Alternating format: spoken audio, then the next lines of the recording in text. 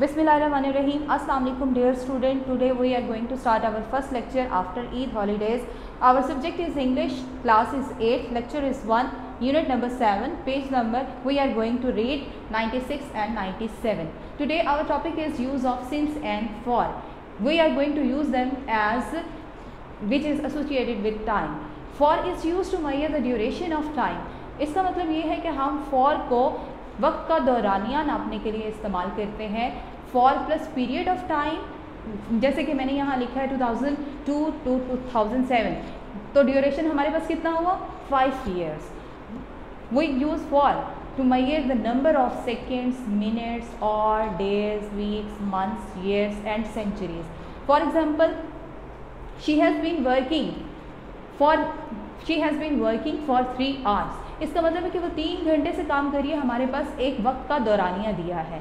She has been living in Karachi for 7 years. कितने सालों से कराची में रह रही है 7 years. हमारे पास यहाँ पे भी एक वक्त का दौरानिया ही दिया गया है. Since, next our topic is since. Since give the starting point of action और events. Since plus point of time in past, मतलब काम जो है वो हमारा माजी में शुरू हुआ है और अब तक वो जारी है. अनटिल नाउ मीन अब तक वो हो रहा है. काम शुरू हुआ है 1990 में, उसके बाद हमने सिंस और नाउ मतलब अभी तक वो जारी ही है. जैसे कि हमारे पास एग्जांपल है, she has been working since morning, कि वो सुबह से काम कर रही है. हमारे पास एक है पॉइंट ऑफ टाइम. हमने एक टाइम यूनिट का नेम दे दिया है कि हमारे पास जब टाइम यूनिट का नेम होगा तो हम सिंस इस्तेमाल करेंगे, जब हमारे पास एक ड्यूरेशन होगा तो हम फॉर का इस्तेमाल करेंगे. He has been living in Karachi since 1990. Here we also have a unit of time. It is a proper name of a time unit. अभी भी अगर हमारे पास कोई डिफ़िकल्टी हो, we are finding a difficulty in choice of use of since and for, then ask yourself a question after reading your sentence.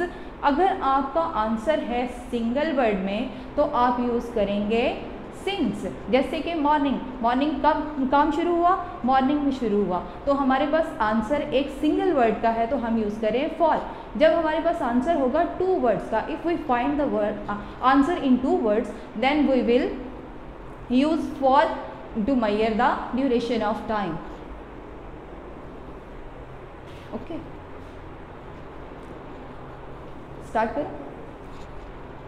For versus since. Next our topic is for versus since. हम दोनों को किस तरह compare करके इस्तेमाल कर सकते हैं.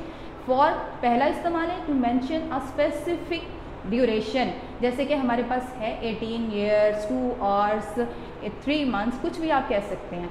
तो इसी तरह से हमारे पास अगला सिंस का जो इसके कंपैरिजन में इस्तेमाल है, दैट इज़ स्टार्टिंग पॉइंट. यहाँ पे एक स्पेसिफिक ड्यूरेशन है, यहाँ पे हमारे पास एक स्पेसिफिक पॉइंट है कि हम एक पॉइंट पीरियड को मेजर करने के लिए, पॉइंट पीरियड को बताने के लिए हम सिंस का इस्तेमाल करते हैं. जैसे कि हमारे पास एक टाइम यूनिट है 1994 एंड 1996. दूसरा इस्तेमाल है हमारे पास for is use to use in perfect tenses. We can't use them in present tense. मतलब हम फॉर को सिर्फ परफेक्ट टेंस में इस्तेमाल करते हैं, हम इसको प्रेजेंट टेंस में मतलब प्रेजेंट इंडेफिनिट टेंस में इस्तेमाल नहीं कर सकते. I have worked in this office for 4 years. ये हम क्या इस्तेमाल कर रहे हैं, प्रेजेंट परफेक्ट टेंस इस्तेमाल कर रहे हैं. It can't be use like this, I work in this office for 4 years. It is incorrect one. Next हम देखते हैं since. Is use in perfect tense, can't be use in present tense.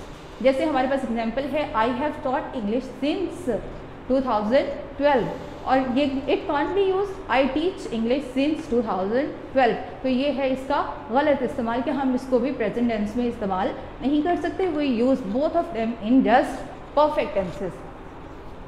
आगे हमारे पास है तीसरा इस्तेमाल, फॉर कांट बी यूज.